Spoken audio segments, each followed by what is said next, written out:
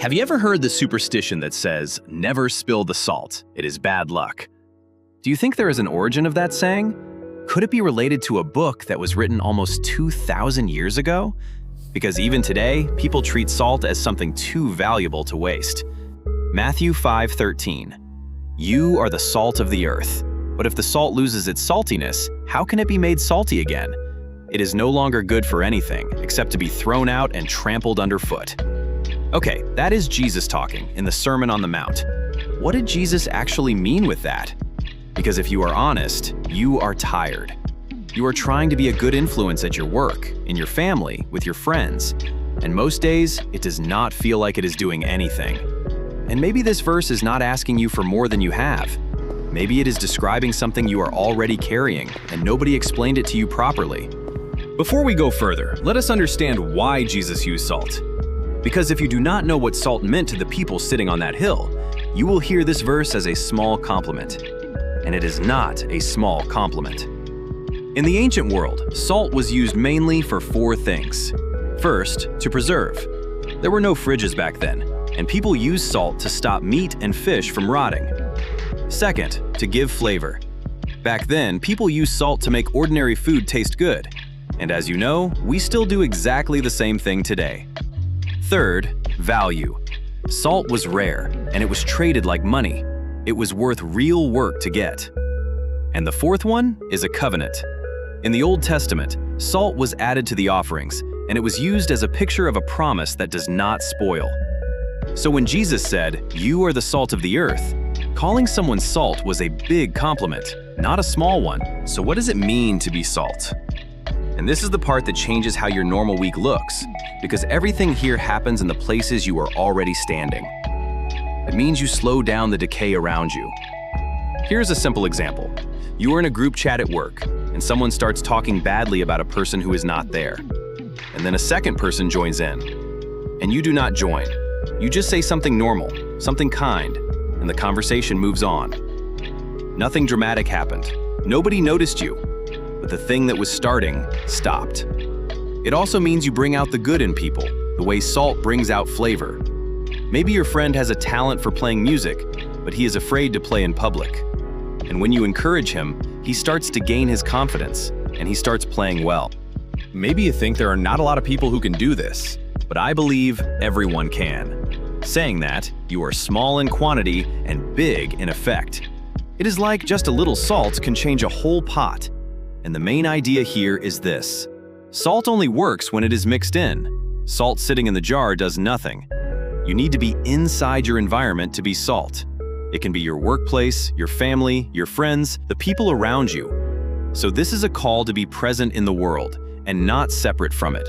Here is my perspective on what it means to be the salt of the earth. And I want to say it now, because if you are carrying this verse as one more thing you have to be good at, it will only make you tired. Matthew 18:3.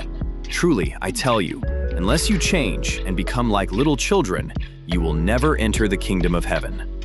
Being salt is like that pure child feeling that you had when you were born.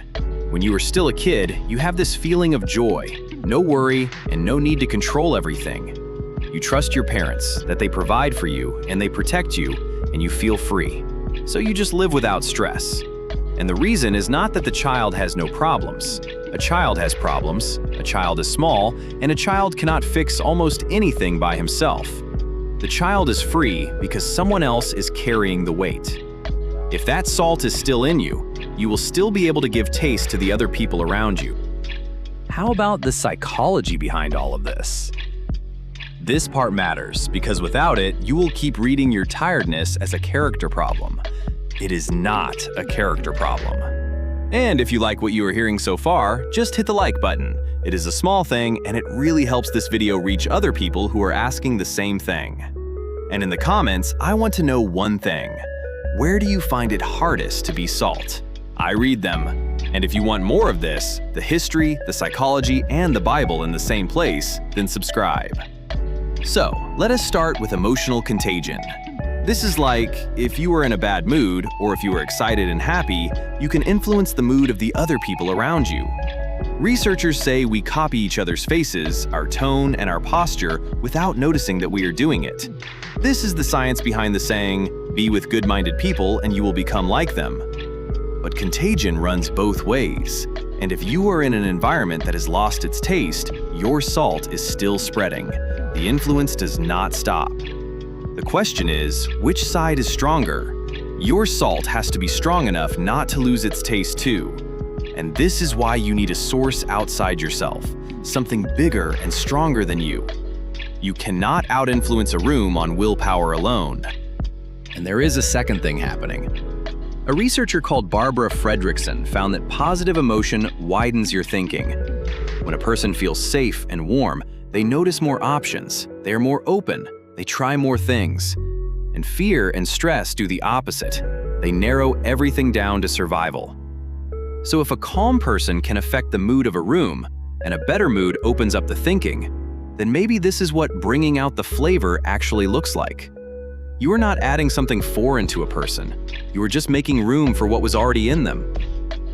And now we have to be honest about something. A person who gives and gives and gives with no source left runs out of flavor. Psychologists have a name for this. They call it burnout. And in people whose work is caring for others, they call it compassion fatigue. And of course, when it happens, you start blaming yourself. You think you have become a cold person, or a selfish person, or a bad Christian. Your mind knows you still care, but deep inside, you feel nothing when you should be feeling something. It is not that. It is an empty tank. Saying that, I need to be very clear about one thing. Being salty is not always be happy.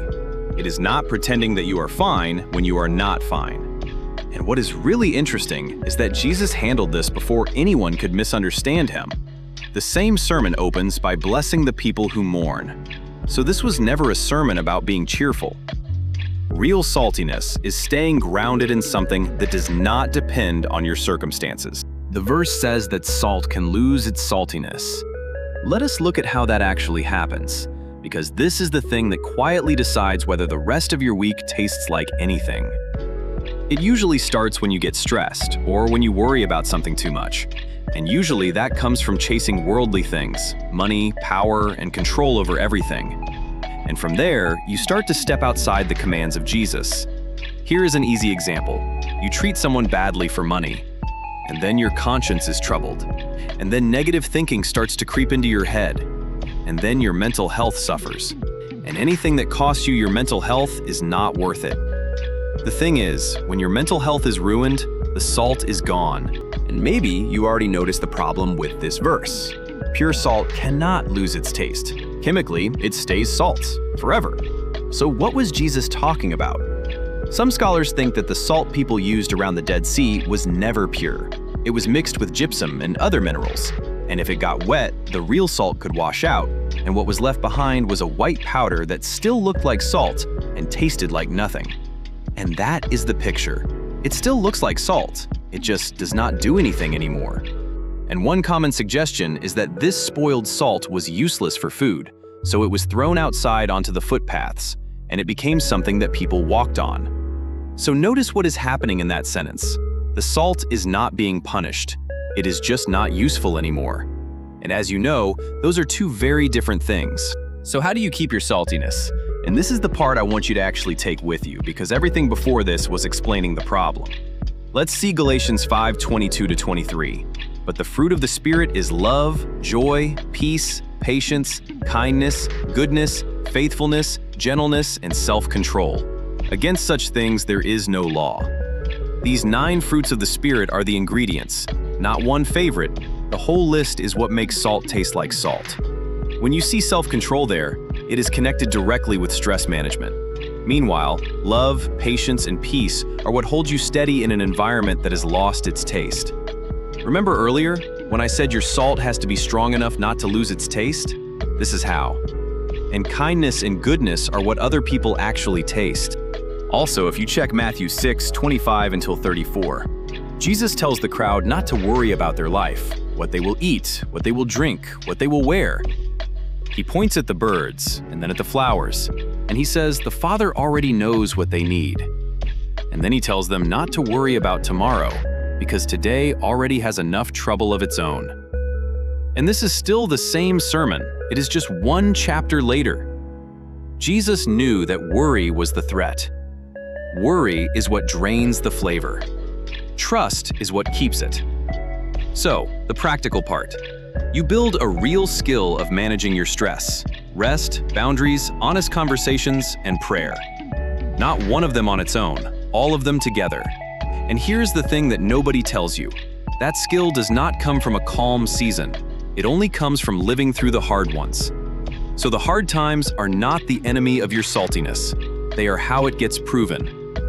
And if you believe that God is with you inside the hard time, the salt stays salty. And there is one last thing. Salt that keeps its taste is still useless if it stays in the jar. Remember the superstition from the beginning. We treat salt as something precious, something we are almost afraid to waste. And then we leave it sitting there, unused, on the shelf. So this week, do not try to be more salty. Just be mixed in. Go to the same places you were already going this week and just be there properly. Go and be mixed in. And don't forget, Jesus loves you.